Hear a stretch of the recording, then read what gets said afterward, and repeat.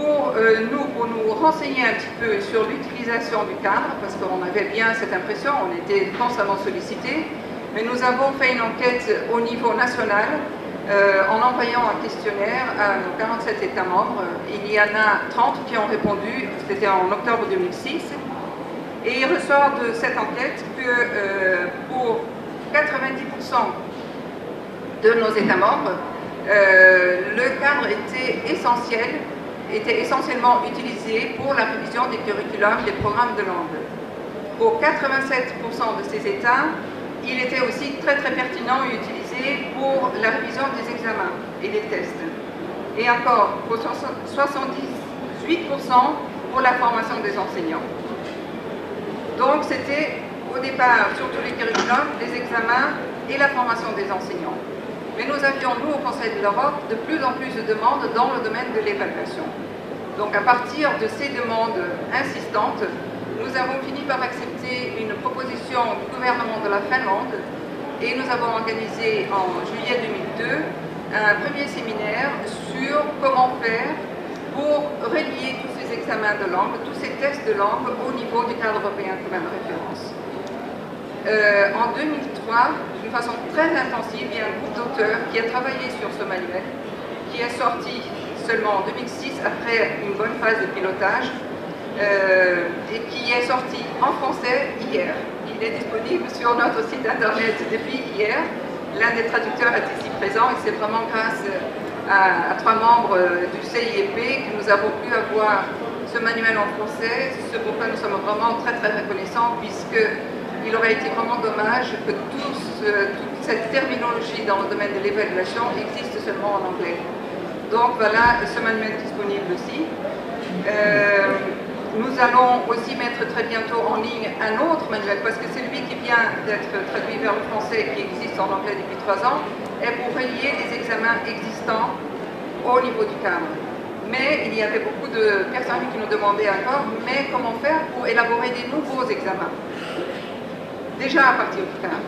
Donc là, il y aura encore un manuel, mais qui a été vraiment fait en complémentarité avec le deuxième, qui va être très bientôt publié sur notre site également, pour comment élaborer des examens déjà à partir de l'esprit du cadre et à partir des descripteurs du cadre européen commun de référence.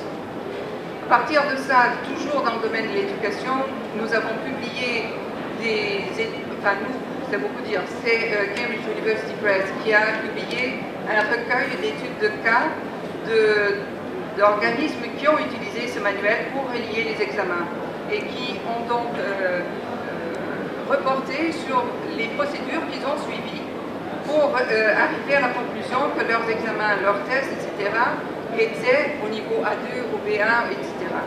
Donc, à partir de ces études de cas, d'un séminaire sur ces études de cas, il y a eu un recueil d'établis qui a été publié par les éditions par CIUP. Bon, il y a encore un tas d'autres documents dans le domaine de l'évaluation, vous les trouverez ici sur cette liste. C'est vraiment disponible et à télécharger sur notre site, sauf celui que je viens de citer de CIUP. Il y a une référence sur notre site, mais il faudra le commander à CIUP.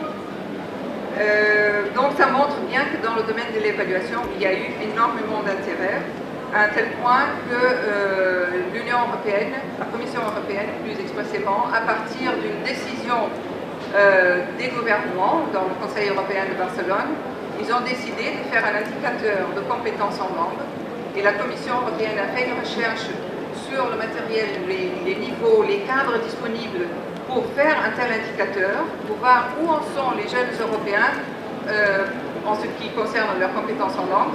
Et ils ont conclu que le seul document disponible et valable pour une telle enquête était le cadre européen commun de référence. Donc la Commission européenne a travaillé pendant plusieurs années avec un consortium, dont faisait partie le CIUP, mais aussi British Council, non pas British Council, Cambridge ISO, Goethe Institut, Perugia, Cervantes, etc. Ils ont élaboré ensemble pour la Commission européenne des tests qui seront appliqués dans les différents pays. En France, ce sera pendant la deuxième quinzaine du mois de mars, pour tester les capacités de compréhension et de production écrite, compréhension orale aussi, des élèves en fin de scolarité obligatoire. Voilà, donc c'est dans le domaine de l'évaluation.